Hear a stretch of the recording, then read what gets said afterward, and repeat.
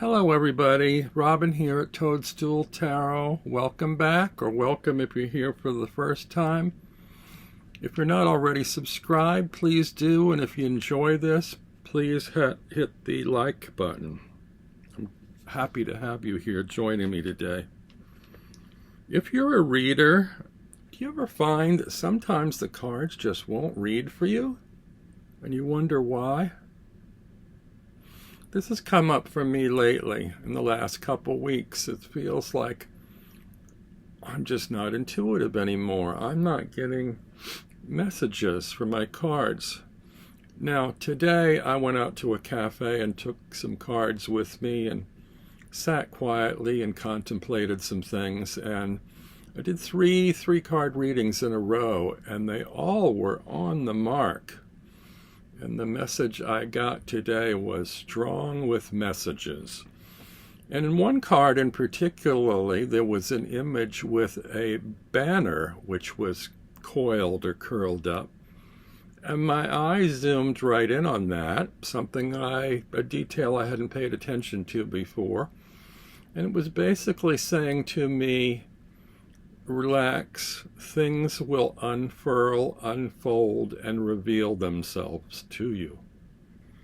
And I think what my problem is, or some people, maybe your problem might be too, is that sometimes we try too hard to force messages from the cards, or try to pull the messages out, rather than sitting in peace and letting the cards deliver the messages to us. And maybe that's one of the reasons I don't often do quick readings online for people in lives. It's difficult when you're sort of under the wire and expected to deliver instant sound bites to a question. I think it's better to take a little bit of time to communicate with the querent, to stop and consider the cards, let them speak to you. Don't set a time clock and force the answer to come in a matter of seconds. Be at peace that the answers will come in their own good time. Doesn't always make for good entertainment in a live reading, but I think that's in the nature of tarot. Maybe it's not really designed for that. That might be a good question to ask the tarot. Anyway, I saw earlier today a challenge in a video from the wonderful Ramón at Moon Scarab Tarot that he put forward. It's 10 prompts he calls #1 tarot card. And what he does is he puts forward 10 prompts, 10 questions, and you are meant to select one card from a tarot deck in response to each question put forward. And I like this. I like hashtag challenges, and actually if you have any more out there for me, please, you're welcome to put them in the comments, and I may be encouraged to respond to them. I enjoy doing them. People seem to enjoy doing them as well, watching them and sharing with others. So let's begin this one. The first card, or the first question for one tarot card is, which card is the most inspiring to you? Now, to me, okay, first of all, when I watched Ramon's responses, I thought, oh, I agree with a lot of those, but can I get through the challenge without using the same cards he chose? And also, from question to question, can I do it without repeating my own choices? And that's a little bit of a challenge, but I found as I was out there at the cafe looking through the deck, it wasn't as difficult as I was afraid it might be. So anyway, what card's most inspiring to you? What I chose is the card that is my personal significator card, which is the Three of Wands. For me, the Three of Wands is total inspiration. It shows that I've come this far, but I still have far to go. I've accomplished some things. There's more to accomplish. Trying to decide what's my next step to take. I'm kind of in the middle. I've come this far. I'm still going, but where do I go next? What's my next step? I look out on the horizon. I see boats passing by. Does one of them deliver a clue? Is there something maybe in the sky I might pick up? Will a message come my way to direct my next step? And I really love that card, and it continues to be an inspiration to me. Wands are about passion, and so this is sort of the passions in your life will grab hold of you and lead you to move forward. And sometimes you can't aggressively move forward.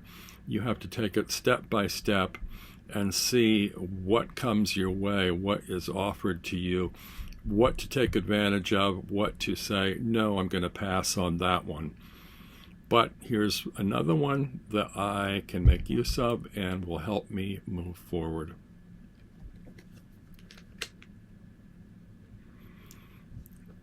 Card number 2, which card is the most distressing to you? I'm finding that the 5, is it the 5? Yes, the 5 of Swords is distressing to me. There's conflict there. There's this notion of combativeness, bullying, unfairness. I see this more and more in the world around me. I find it distressing that people don't treat each other fairly, that compassion seems to be less and less prevalent, and antagonism seems to be stronger. People want to troll each other, they want to bully each other, they want to beat up on each other, they want to cause or create arguments or difficulties. It's not necessary, and I find it most distressing. Number 3, which card is the most enigmatic to you? Often I find the Moon card enigmatic because I think it is an enigmatic or puzzling card. The Moon is always a mystery, sort of going through its different phases and not shedding full light on things. Things in darkness are things unknown, or things unchallenged, or things you can't quite see or understand. But I'll tell you, the one that's really the most enigmatic for me, enigmatic, is the Star card. And I don't fully understand or embrace it. The symbols in it confuse me. I heard the Star card referred to as the card of hope. There's that saying, when you wish upon a star. Okay, that works for me. The figure in the foreground confuses me. She kneels before a pond. She's got 2 pictures, and unlike the Temperance card, which makes sense of the blending of opposites or extremes, in this one picture is pouring water onto the land. I get that. That feels like nurturing, sustaining. The other's pouring water back into water. That's the part that puzzles me. Why would one wish to or want to or need to pour water into water? Is it a message of wastefulness? And here we have ripples eddying out from the center. Perhaps it's that focus on, whatever you do will radiate outwards and affect everything around you. But it just seems like maybe there's conflicting messages here, or too many messages. I don't feel like it's really a direct answer or a direct message in this card, and I find it confusing. And if you have a clearer manner of understanding in this card that pulls all the elements together, please leave it in the comments and help me to make it or find it less enigmatic to me. Perhaps over time, more contemplation will help me with that. But for now, or up to now, continuing now, I find it to be a puzzling card to understand. Number 4. Which card would you put in a 1,000-year time capsule for future mankind? For me, that would be the Judgment card. It would be, if someone opened it up 1,000 years from now, it would tell something about history, but also be a signpost, a warning to pay attention from here forward, that we have done things, we've made judgments and done things that have destroyed us, that have helped us, that have been problematic. We've come to a place where we finally, hopefully, acknowledge what we've done to ourselves. And this is a warning to future generations to be on the lookout and tread carefully, to take care of the planet, take care of civilization, be careful of everything you do, judge it as you go rather than after the fact, before it's too late, so that you can build on a world of accomplishments and achievements and not one of regrets.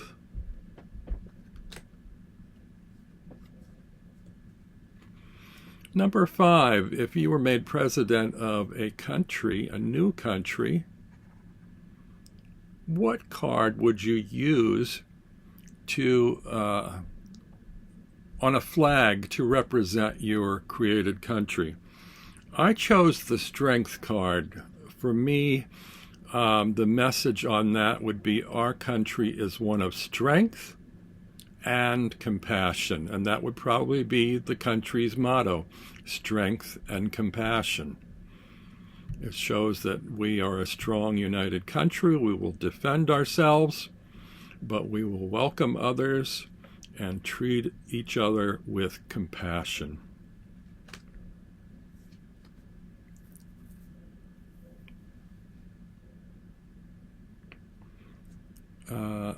Number 6, which card would you use to represent mankind to an alien civilization? I would choose the 4 of Cups. For me, that shows man at peace in nature, sitting under a tree. It shows in front of him 3 cups. We have resources that we acknowledge and appreciate.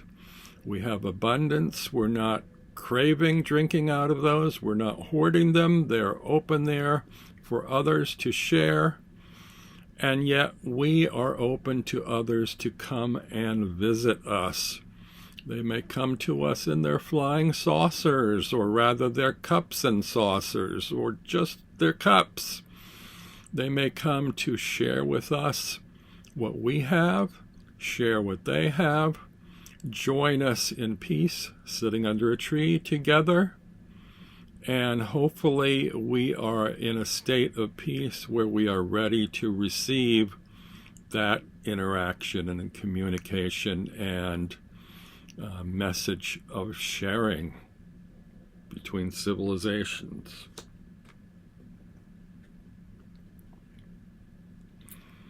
Number 7, which card represents someone you love? Well, I am at a stage now where I no longer have relatives in my life or even friends in my life that feel close enough that I can represent one in a card as someone I love. So I'm taking a different approach to this. I'm going to say, there's a saying, if you can't love, how can you love anyone else if you can't love yourself? Well, I'm going to take an aspect of myself to love that I represent, and I'm going to put that in the Fool card. What I love about the Fool card is an openness to experience things, new things, to challenge oneself, to be open to opportunities that come your way. These are aspects of the Fool that I believe are probably in my subconscious or maybe in the background that I would like to embrace and bring more fully to the foreground. I do to some extent, but this card represents someone I love, someone I would like more to be and more to love. That aspect in myself of the Fool, being open, open-faced, open eyes, open wide, open to things. I designed and created 2 decks. One was called the Open Face Tarot. The other is called the Eyes Wide Tarot. Both of them are around this idea that we need to open ourselves up and look at things in the world around us and increase our awareness, our acceptance, all the possibilities that are out there to embrace.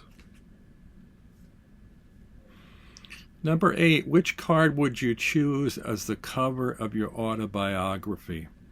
For this one, I chose the Ace of Wands. Now, I was tempted to choose my significator, the 3 of Wands, but then I thought about an autobiography goes from your earliest memories to your most recent.